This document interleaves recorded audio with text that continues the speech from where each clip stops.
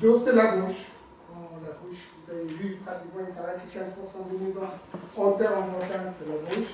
Elle est aussi appelée cob par les Anglais, très répandue en Afghanistan et au Mali pour des bâtiments à plusieurs étages. La terre argileuse est employée sous forme de grosses boules pâteuses, empilées les unes sur les autres, avec force pour constituer des murs épais. D'où, 3 jours après que le mur soit monté, les faces du mur sont égalisées à l'aide d'une lame en acier. Voilà comment on fait les roches. Après le pilier, on a l'exemple des bâtiments pisés qui sont au centre du Bretagne. Désolé. La terre est comprimée en masse dans un coffrage par différentes méthodes mécaniques, pneumatiques ou manuelles, c'est-à-dire à l'aide d'un pilon en bois. C'est une méthode de coffrage comme on voit avec le béton. Le torchis, qui est répandu surtout en Ille-et-Vilaine et dans le centre de l'île de Rennes, c'est une structure en colombage en bois avec plusieurs couches de terre. Il faut une terre argileuse mélangée de la paille du blé ou autre fibre naturelle, même artificielle. La paille est un élément essentiel, c'est ce qui nous permet de construire avec du faible et des poussières. Ça va? Les blocs comprimés. Pendant longtemps, on a fabriqué des blocs de terre à l'aide des moules dans lesquels on a comprimé la terre à l'aide d'un pilon ou en rabattant avec force un couvercle métallique très dur. Mais aujourd'hui, ce procédé est mécanisé et on utilise des presses toutes sortes. On obtient des briques de taille très variées, mais l'inconvénient majeur de cette méthode réside dans le poids des briques, que ça devient très lourd, surtout pour les bâtiments à étage. La terre extrudée. La terre est extrudée par une puissante machine qu'on appelle extrudeuse. On y ajoute 5 à 7% de ciment. L'extrudeuse produit toutes sortes de matériaux de construction, parpaings, briques, tuiles, etc. C'est un produit industriel qui est développé aussi dans les années 80 par l'INSA de Rennes, mais après ça a été laissé tomber, je ne sais pas pourquoi. Pour bien comprendre, il est nécessaire de savoir comment la Terre se forme, bien sûr à partir d'une roche mère, ce processus très long de dégradation des mécanismes très complexes de migration des particules donne des variétés de terre très différentes. Cela ne sera pas l'objet de mon exposé aujourd'hui parce qu'il s'agit plutôt de mécanisme du sol qui fait un travail plutôt par des ingénieurs génie. Nous pouvons utiliser la terre telle que nous trouvons dans la nature aux 4 coins du monde. Elle a alors des propriétés, des comportements très différents suivant la région. Cela mérite d'en avoir une certaine connaissance avant d'employer pour savoir s'il faut le stabiliser ou non. Stabiliser la terre, c'est modifier les propriétés d'un système qu'on appelle terre-OR, qui est assez compliqué, mais qu'on peut simplifier de manière suivante.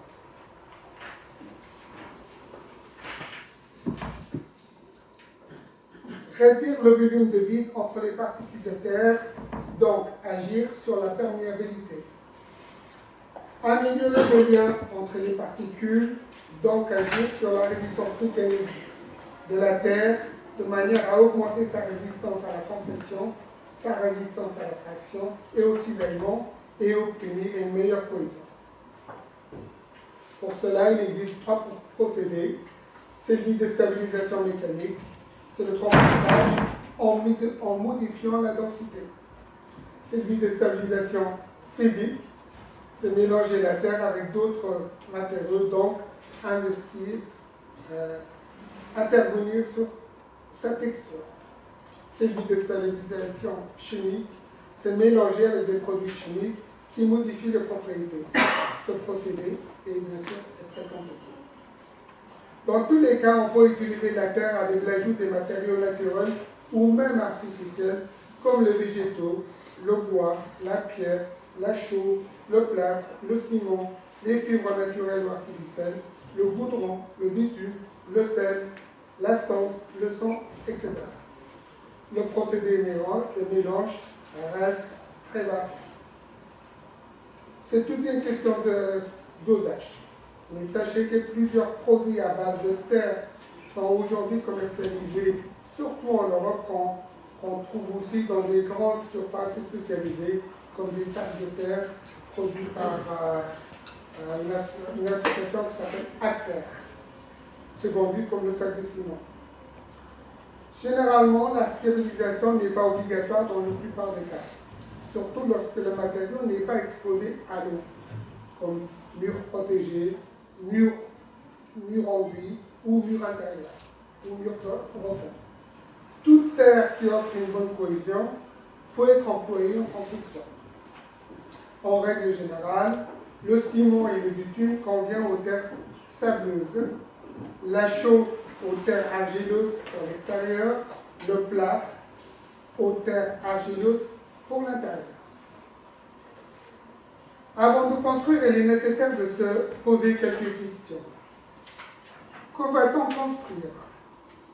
Est-ce un mur de clôture, une maison de plein pied, un bâtiment à étage? Comment va-t-on construire? Quelle technique? Quel savoir-faire disponible? Quelle destination d'emploi? Mur porteur ou non? Mur intérieur et extérieur? En arc, en voûte, en dôme, avec un toit ou non? Quelle protection? Ce sont toutes ces questions qu'on se pose. Quels sont les moyens disponibles? Peut-on stabiliser ou non? Où va-t-on construire? En région sismique, en région sèche ou pluvieuse? Cette dernière question est très importante. Comme vous le savez, le monde est régulièrement frappé par des catastrophes naturelles, séismes, tempêtes, inondations, et les conséquences sont très souvent désastreuses. Les matériaux de construction résistent chacun à leur manière. Dans les constructions en terre, les recommandations parasismiques existent, surtout dans les bâtiments en briques de terre crue ou à dôme. La brique doit avoir de préférence une forme carrée ou circulaire. Pourquoi j'ai parlé de cet exemple? Parce qu'en décembre 2003, il y a eu un tremblement de terre très important en Iran, dans la ville de Bam, où pendant 3 minutes, plusieurs milliers de maisons ont été détruites et il y a eu 30 000 morts. Le lendemain, j'étais sur place à Bam en Iran et je regardais finalement que c'était des murs en terre avec des toitures terrasses également en terre. Il n'avait aucun chaînage de relier la toiture avec des murs. Alors les murs sont effondrés très très vite et les planchers très lourds sont tombés sur les habitations. C'est la raison pour laquelle en quelques minutes il y a eu 30 000 morts. Donc il suffit d'un peu de chaînage pour stabiliser le bâtiment. Voilà à peu près ce que je voulais vous dire sur en gros sur ce que je pense sur l'architecture des terres. Et maintenant je vais vous présenter mon travail, ce que j'ai fait depuis 2005 en Afghanistan. Ça, vous avez vu une image de Kaboul, une carte de l'Afghanistan et la distance entre Kaboul et en France. Quelques temps d'architecture de terre en Afghanistan, donc très ancien. Citadelle d'Hérat dans l'ouest de l'Afghanistan, au XIIIe siècle. Habitat rural aussi en montagne, qui sont entièrement en terre. Et un habitat citadin, je dirais, traditionnel à Kaboul, datant de 1900. Ça va? Village en terre au nord de Kaboul, donc comme je dis tout à l'heure, 90% des habitations sont en terre. Donc aussi, on a des monuments en terre, comme le palais de Babur à Kaboul. Babur, c'était l'un des rois de l'Inde qui a été enterré en Afghanistan.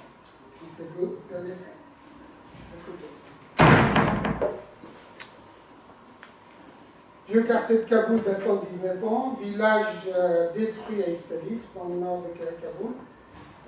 Ce village a été bombardé par les Russes et ça fait 10 ans, non, ça fait 14 ans, même plus de 14 ans, et les murs en terre, qui sont des murs de bauge, sont toujours debout. Donc architecture typique de Kaboul au 19e. Et un mur en bauge qui date de très peu d'années, 2-3 ans. Comme je dis, on est dans un pays où il y a 50% du pays composé de montagnes, et les habitants ou les villageois, ils n'ont pas d'autre chose que la pierre et la terre. Alors vous voyez que généralement les soubassements de la maison sont en pierre, et le reste en terre, les murs en terre, y compris les toitures terrasses en terre avec un enduit de terre mélangé avec la paille, la terre, la paille et un peu de sel. Le sel empêche la végétation de pousser sur la toiture terrasse. C'est le produit d'étanchéité. Je voulais vous montrer cette photo parce que l'Afghanistan a connu beaucoup de guerres et beaucoup de destructions. Entre autres, l'exemple de ce mur que j'observe depuis pratiquement même plus de 10 ans, qui a été touché par une roquette et qu'elle tient toujours debout, malgré l'intempérie, malgré la neige, malgré le froid et tout. Et c'est quand même étonnant, mais pour vous dire plus, le soubassement en pierre, on a une couche d'environ 50 cm en gauche, le reste c'est la brique de terre crue qui a formé une espèce d'arc, c'est la raison pour laquelle il n'est pas tombé. Mais justement, on a eu un tremblement de terre il y a 1 mois et demi à l'échelle de 7,5 et ce mur est toujours debout. Et d'autres exemples, c'est pareil. Donc là, c'est pareil, ça date encore plus longtemps, de 14 ans. Et malgré ça, donc on a la brique de terre crue là devant en bas et la gauche en haut, mais ça ne bouge pas. Mais il y avait à l'époque un savoir-faire parce que même des maisons à étage, comme vous voyez ici le cas, ils étaient consolidés par des poutres en bois, ce qui était un élément essentiel, et par assistance. Voilà mon travail à l'Université polytechnique de Kaboul. L'Université polytechnique de Kaboul, c'est l'un des universités les plus importantes d'Afghanistan, avec environ, il fait 60 hectares, et 5000 étudiants et 200 enseignants en gros. Et dans ce sens, j'ai, dans cet endroit, une partie de ces 60 hectares.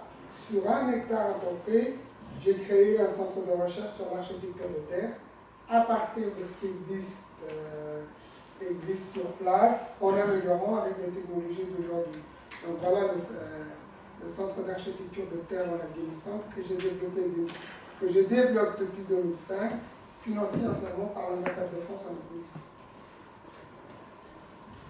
Alors, les climats est très varié en Afghanistan, donc c'est un pays de montagne. On connaît en hiver, la température descend à moins de 20 degrés, en hiver ça dépasse vers plus de 40 degrés. Donc on trouve toujours les mêmes bâtiments sur des températures extrêmement faibles. Et finalement, je constate que la terre, c'est l'un des matériaux qui résiste bien, et aussi avec le froid et le gel, mais aussi avec le soleil. Alors l'inconvénient, pourquoi je dis résiste, mais sauf au gel, quand l'eau se trouve dans le mur en terre, et que l'eau se gèle, et ensuite il gonfle l'argile ou la terre, et ça fait des fissures. Quelques réalisations, donc, j'ai réalisé tout type de construction, des arcs, du coupole, des voûtes, des bâtiments classiques, et d'étudier, de voir ce que ça donne pendant toutes les années, comment il comporte la terre. C'est-à-dire que je n'ai pas apporté réellement une protection, je dirais, avec des produits comme les produits d'étanchéité, comme les produits modaux, pour voir comment différents ouvrages comportent face aux intempéries, hiver, en été, à l'automne et au printemps. Comme je dis tout à l'heure, l'Afghanistan c'est l'un des pays en voie de développement, il n'a pas beaucoup de ressources économiques importantes. Donc on construit comme un pot, on faisait des habitats au Moyen-Âge, on creuse la fondation, et comme on voit ici, ensuite on fait une chape de propreté sur laquelle on fait appareiller de la pierre, et sur la pierre on monte des murs en briques de terre creux. C'est vraiment tout ce qui est plus simple, et d'ailleurs que le même procédé de construction en terre, vous le voyez aussi en Bretagne et soubassement des liens. Pourquoi tous les soubassements? Bien sûr, tous les soubassements sont en pierre. Et j'ai constaté qu'un soubassement en pierre était encore meilleur qu'un soubassement en béton, parce que la pierre de carrière telle que vous voyez appareillée et maçonnée ici s'empêche la remontée capillaire, donc l'eau ne monte pas forcément. Je n'ai pas besoin de faire une arase étanche, c'est-à-dire que sur 1 mètre du sol, je peux directement poser mes briques de terre. Ça va? Alors, là, on n'a pas beaucoup de moyens, c'est un pays dans un développement, donc on prend la terre qu'on trouve sur place, de préférence une terre argileuse, et on commence à entasser la terre dans un endroit, et après le mélanger avec le paille et de l'eau, environ entre 20 et 30% de paille et autant de l'eau, de manière à avoir une pâte pâteuse comme ça, et après ensuite la pâte qui reste pendant 2 ou 3 jours sous plastique, sous une poche en plastique, on le met dans des moules en bois, et ensuite on le laisse sécher, et au bout de quelques jours, au 3e étape, on tourne la brique, et après on fait ce qu'on appelle des moules de pigeons, et à la suite, le 5e étape, les briques de terre crue ou la dope sont prêtes à être utilisées dans les tout bâtiments. Bien sûr, il faudra, tout ce travail se fait à la main. Avec ça, donc, quand on a besoin de faire des grands ouvrages et des bâtiments à étages, donc il faut beaucoup de main-d'œuvre, beaucoup de monde, et donc on produit des briques et on laisse sécher pendant entre 15 jours à 3 semaines maximum, parce que c'est un pays qui a connu beaucoup de soleil, donc ça a vraiment séché pour un pays comme l'Afghanistan.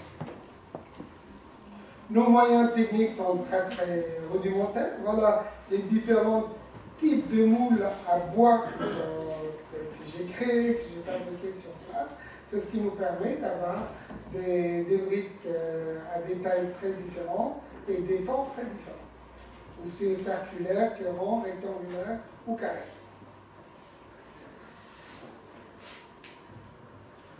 Alors, j'ai essayé, comme j'ai dit tout à l'heure, tous les systèmes constructifs. Ici, j'ai utilisé les arcs. Pourquoi des arcs? Tout simplement parce que c'est un pays pauvre. Et la construction des arcs entièrement en terre crue, avec des briques de terre crue, ça me fait l'économie des linteaux. Donc, c'est un élément important pour les pays qui n'ont pas beaucoup de moyens. Voilà la mise en œuvre des systèmes constructifs des arcs. Donc, ils sont centrés à 90%, puisque l'arc il repose à 90%,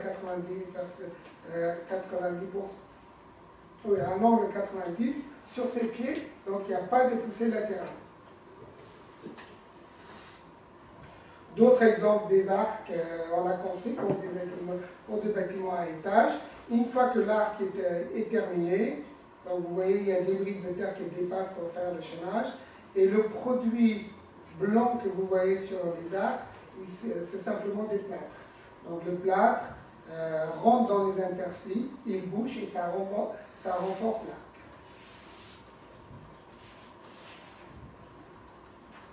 Voilà, différents types de réalisation, parce qu'on peut faire des arcs avec des briques de terre crue, comme on peut faire avec des pierres de taille, ou avec des briques cuites. C'est l'exemple d'ouvrage que j'ai construit ici en briques de terre crue, plus un enduit dessus.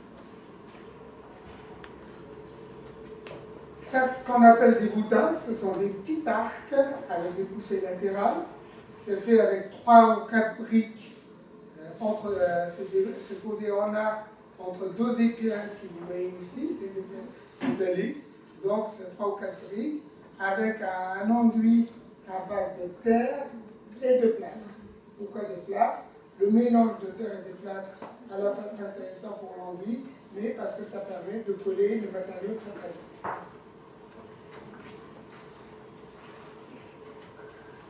Voilà l'exemple des réalisations des boutins. Là, par exemple, ça représente un plancher de plus de 40 mètres carrés. Et ici, c'est pareil.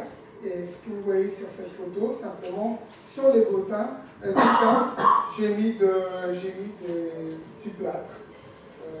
Plus simplement pour stabiliser mon plancher. Pour que ça ne bouge pas trop le plancher, on peut mettre les briques de terre, on peut l'appareiller en zigzag et cela s'empêche de bouger.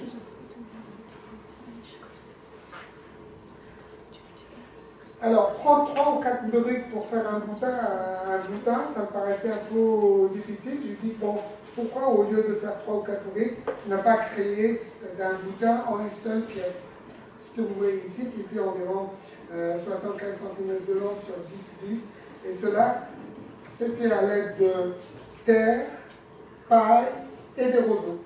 Le rôle de roseau est très important, il intervient dans la terre un peu comme l'acier dans le béton.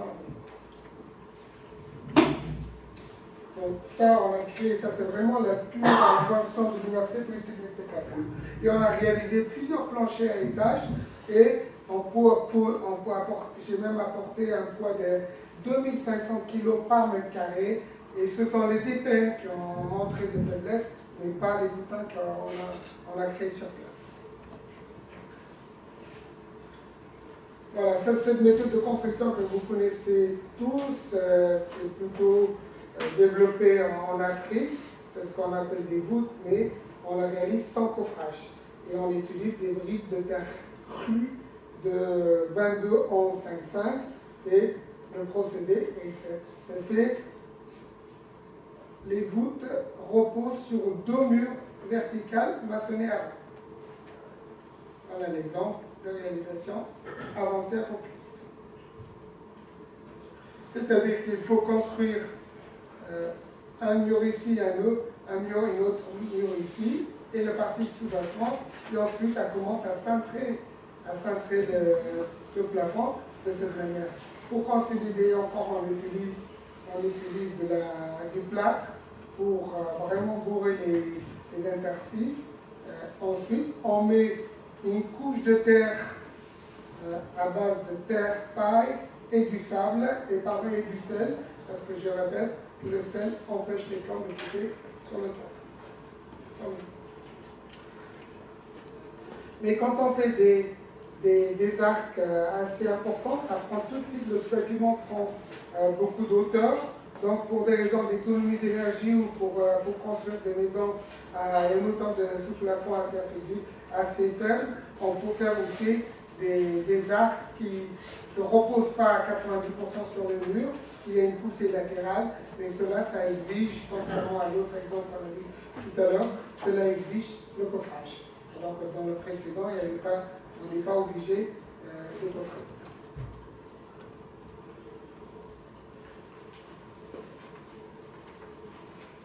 Pour vous dire que quand on parle de coupole, quand on parle des arcs ou du boutin, ce ne sont pas forcément ce que j'ai créé. Non, ce sont des choses qui existent depuis des siècles et des siècles en Afghanistan, surtout dans le nord de l'Afghanistan. Ce genre d'habitations sont courants. Donc je suis parti à base de ces coupoles qui ont existé, de manière à créer d'autres ici à l'Université Polytechnique de Kaboul, que c'est le même type de coupole qui est créé.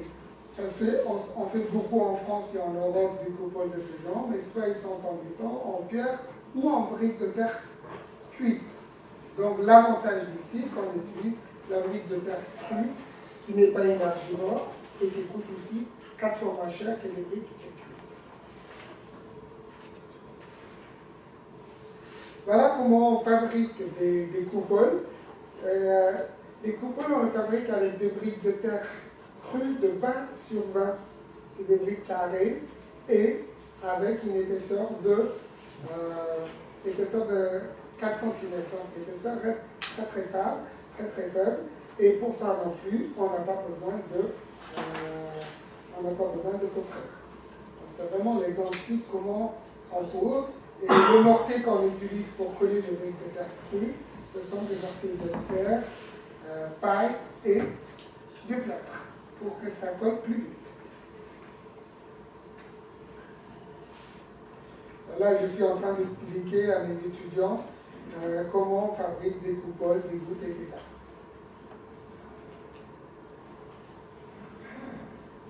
Alors, vous voyez que, comme j'ai dit tout à l'heure, quels que soient les ouvrages qu'on construit, la température entre l'été et l'hiver, ça varie beaucoup.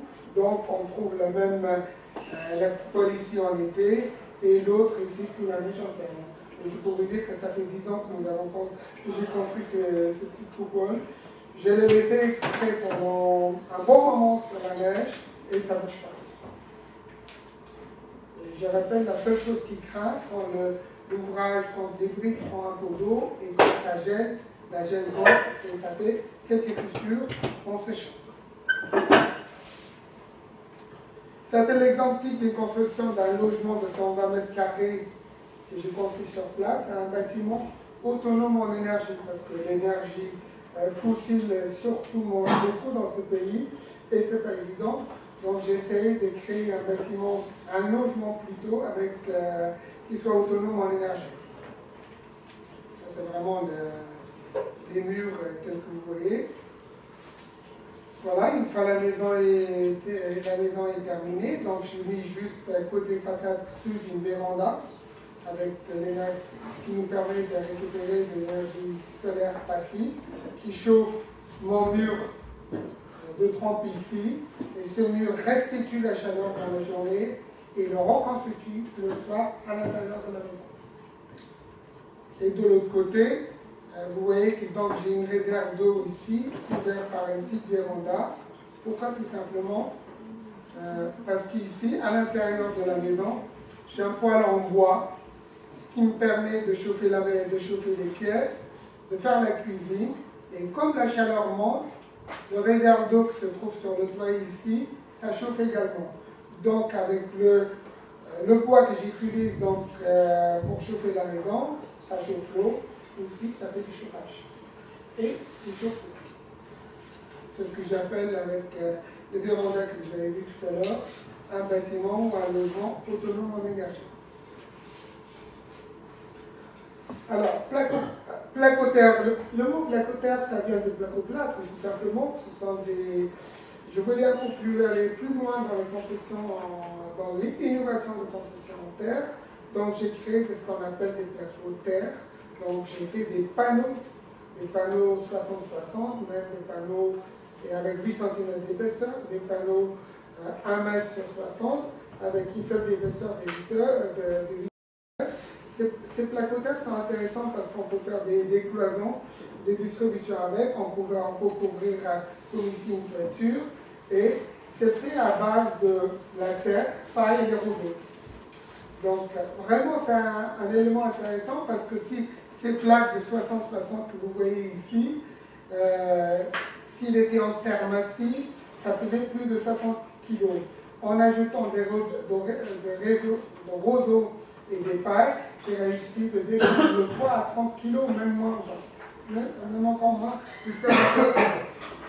Donc les placoteurs, moi, je pense que c'est un produit qu'on pourra utiliser n'importe où dans le monde, un produit qu'éventuellement on peut industrialiser. En Afghanistan, je le fabrique de cette manière, dans des moules métalliques, une couche de terre, de roseau, une couche de terre, de roseau, et sur 8 cm, j'ai 4 ou 5 couches de roseau, ce qui me donne des plaques, des carreaux comme ça, et que je peux l'utiliser en plancher, cloison de distribution et en double mur. Pour ne rien vous cacher, je vous ai même apporté un morceau de placotaire ici. Et là, vous voyez donc, ça c'est la taille, c'est la terre, la paille et le roseau, qui sont posés verticalement et horizontalement et coupés. Et donc on voit aussi à la fois les roseaux verticalement et horizontalement. Et c'est léger, c'est solide. Et au test de laboratoire, il faut aller jusqu'à une centaine de kilos de compression et ça donne un résultat intéressant, en tout cas pour moi en Afghanistan. Donc, on peut faire des placotaires, mais qu'on peut faire aussi la même chose avec des briques de terre crue. Donc, les briques que j'ai dit tout à l'heure, 30, 15, 10, ça peut être aussi des roseaux et des pailles à l'intérieur. Vous voyez, à l'intérieur, ils donnent ça. C'est vraiment un élément intéressant parce que cela, ça nous permet, ça augmente la coefficient thermique et acoustique, et en même temps, ça allège le bois, ce qui nous permet de construire des bâtiments à étage. Donc voilà ce que je viens de vous montrer ici. Donc c'est ça les différents roseaux à l'intérieur des placotères. Alors, je dis qu'on peut mettre les placotères, donc vous avez l'exemple ici ou dans le hall aussi, on peut le mettre d'entre-deux UPN dans sa salle comme plancher et qui résiste jusqu'à 2500 kg par mètre carré, de poids de pression par mètre carré. On peut l'utiliser en double mur comme je vais utiliser ici. On peut l'utiliser en cloison de distribution. Donc, les placotères peuvent être utilisés n'importe où dans le bâtiment. Voilà, comme vous voyez, donc là, ici, j'ai l'exemple d'un placotère ici en trou, ici. Et à l'intérieur, j'ai mis une poutre en bois de manière à fixer mon menuiserie là-dessus. Ça va? Alors, d'autres utilisations des placotères. Donc, je fais des toitures en pente avec des ossatures métalliques très légères. Donc, cet exemple était important parce que j'ai laissé ces placotères à l'air libre pendant 3 ans. Pendant 3 ans, il y a eu de la neige, il y a eu de la pluie, il y a eu le vent, le soleil, la lune et tout ça qui ont déjà forte influence sur la terre, sur le matériau. Donc, mes placotères ont pris de l'eau. On a vu quelques gouttes d'eau tombées à l'intérieur, mais les placotères ne sont pas tombés. C'est-à-dire que la présence de roseaux et de paille empêche le matériau de tomber. Donc mes placotères, même 3 ans après, ils restent intacts. Alors là, j'ai tous les bâtiments que j'ai construits, au lieu de faire des chaînages parasismiques en béton, ce qui coûte beaucoup trop cher et qui, de l'autre côté, le béton ne se marie pas forcément avec la terre crue. Alors j'ai utilisé des bambous, le même type de bambous qui font d'environ 8 à 10 cm de diamètre sur une longueur de 12 mètres. Et cela, ça me permet de faire des chaînages à la fois verticalement et à la fois horizontalement au lieu de faire un chaînage en bois. Donc ces chaînages en bambou verticalement et horizontalement se trouvent au niveau de soubassement, au niveau des linteaux, au 2e étage comme au 3e étage. Bien sûr, ça donne un résultat intéressant parce que récemment ce bâtiment a subi un tremblement de terre de 7,5 à Kaboul. Je peux vous dire que ça n'a pas bougé. Alors, comment les bambous sont utilisés à l'intérieur de mes murs et comment les angles sont traités. Ici, les 2 morceaux de bambou sont boulonnés. En plus, je le renforce avec des fils de fer. Vraiment, ils maintiennent le mur entre eux, parce que, comme vous savez bien, en cas de tremblement de terre, c'est toujours dans les angles que les ouvrages, que ce soit en béton, en acier, n'importe quel matériau, c'est toujours dans les angles qui sont fissurés. Voilà d'autres utilisations de bambou, donc aussi en apparente, ici quand j'ai utilisé aussi à l'intérieur de murs, aussi pour faire un plancher léger. Donc vraiment, c'est un élément intéressant, surtout dans les pays où on trouve du bambou. Je peux vous dire qu'en France aussi, on a pas mal de bambou que j'ai remarqué. Voilà, l'exemple type, on revient un peu sur les enduits de terre. Les enduits de terre sur lesquels j'ai travaillé longuement. Et pour vous dire comment ça marche, j'ai un mur en briques de terre crue sur laquelle j'ai un enduit paille-terre.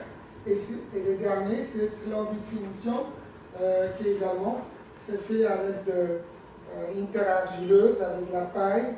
Et je peux ajouter d'autres produits comme la sciure de bois, comme d'autres, pour une finition plus agréable. Voilà l'exemple type des enduits que j'ai produit à l'Université polytechnique de Kaboul. Je peux vous dire que toutes les couleurs et les pigments sont des pigments naturels de la terre, parce que la terre, on en trouve partout dans le monde, mais à différentes couleurs, différents pigments. Et ici, vous voyez, entre le blanc, le ocre, le rouge, donc rien que dans le quartier où j'habitais, on trouvait ce genre de terre facilement. Pose d'enduit à l'extérieur, c'est pareil, c'est ce qu'on appelle un enduit de cœur qui est vraiment indispensable sur les briques de terre crue, comme vous le voyez ici. C'est ce qu'on appelle l'enduit de couche. Ensuite, on doit observer, c'est la terre et la paille comme ici, vous voyez des fissures. Ces fissures sont apparentes et heureusement qu'ils sont apparents. Si vous faites un enduit de terre, un corps d'enduit qui n'est pas fissuré, ça veut dire que vous avez raté votre enduit. Donc vraiment, il faut qu'on voit ces fissures et quand on fait ensuite une couche de finition assez lisse sur cet enduit-là, donc l'enduit rentre dans les fissures et ça stabilise l'enduit de finition. Et qu'on peut après mettre, pas une couche de peinture parce que la terre n'accepte pas des peintures acryliques, mais une couche de peinture à base de chaux pigmentée de n'importe quelle couleur, ça donne un résultat excellent. Je reviens aussi un peu sur l'enduit extérieur, parce que comme je dit tout à l'heure, je vous l'ai montré dans les premières diapositives, on a des toitures en terrasse avec des étanchéités en terre, donc la terre, le sel, avec la terre, paille et le sel, mais j'ai fait aussi différents types d'enduits de terre extérieur avec différents types de pigments.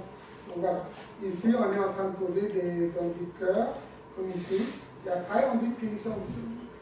Et quelquefois, on ne réalise même pas qu'on est derrière un mur en terre. Alors, la terre refuse toujours, la terre, c'est un matériau qui a besoin de respirer.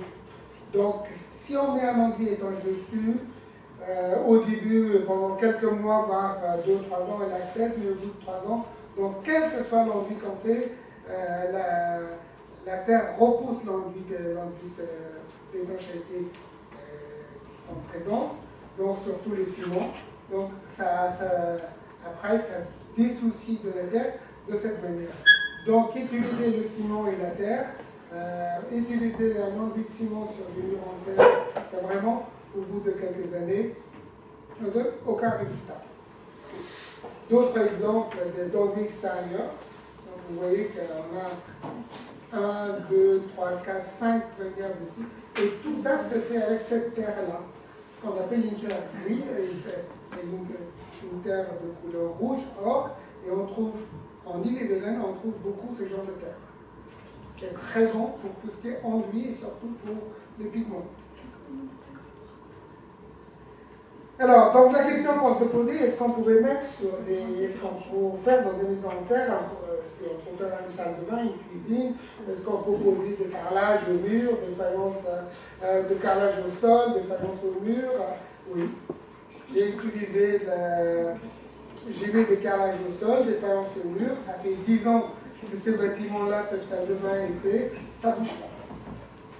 Le procédé est très simple. Oui, également, on peut faire aussi des carreaux de terre qu'on peut poser par terre. Il suffit de mettre une espèce de l'huile dure dessus, ça durcit et ça ne bouge pas tout de suite. En tout cas, là, mon plancher en terre, ça peut bouger depuis 10 ans. Aussi sur une toiture en terrasse, on peut mettre une chape de ciment et coller et mettre de carrelage. J'ai fait l'expérience depuis 10 ans et ça n'a pas bougé. Donc je suis à l'étage, ici, j'ai un plancher en terre et voûtin que vous avez vu tout à l'heure, sur laquelle j'ai mis une couche de plastique, ensuite une chape de ciment sur laquelle je pose mon carrelage. Honnêtement, ça tient.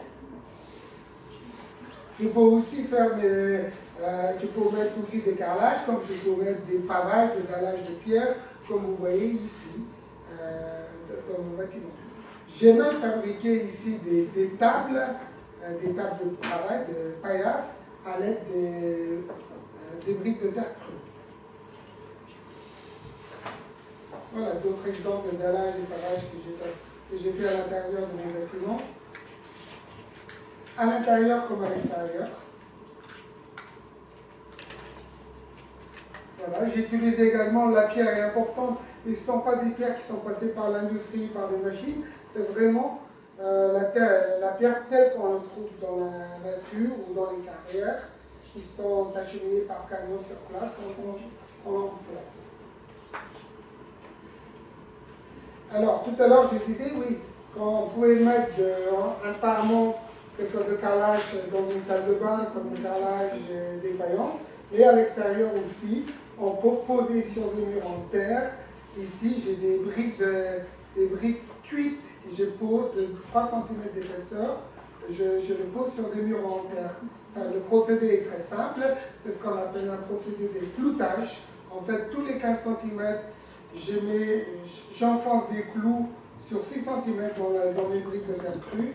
Il reste 2 cm en saillie, avec la tête bien plate, et sur les 2 cm, je mets un enduit de ciment sur lequel on pose n'importe quel parement, carrelage, marbre, brique ou autre.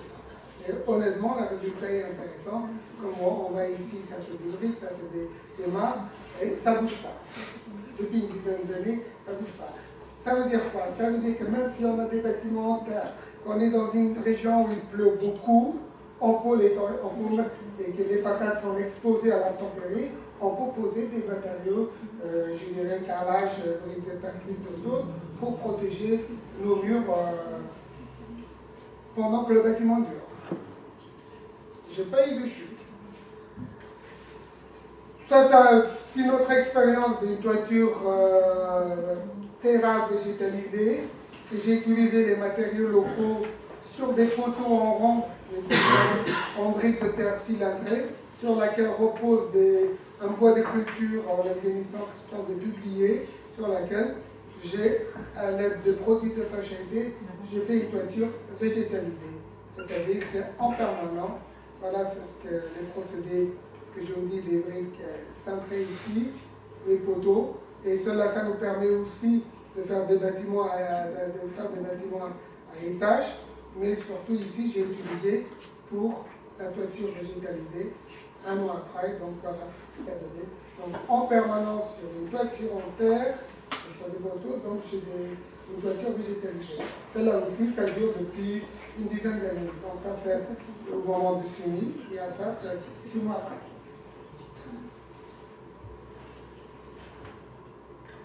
Je travaille également sur l'existant dans les bâtiments qui ne sont pas forcément en terre. Ici, je suis avec mes étudiants. J'avais un bâtiment ici en briques de terre cuite dans le ciment, que ça n'allait pas avec le reste du centre de recherche. Donc, avec les étudiants, nous avons construit ces 2 ouvrages ensemble. Triangle. Alors, quand on parle d'enduit, que vous voyez ici, c'est le même genre d'enduit que j'ai mis là-dessus. Donc, vous pouvez aller frotter la main et tout ça, ça ne bougera pas. Ça, c'est vraiment de l'argile, du sable et rien d'autre. Et la chaux. La chaux à l'extérieur, le plâtre à l'intérieur, parce que le plâtre est très vulnérable face à l'eau. Par contre, la chaux, surtout la chaux aérienne, résiste bien à l'eau et à la température.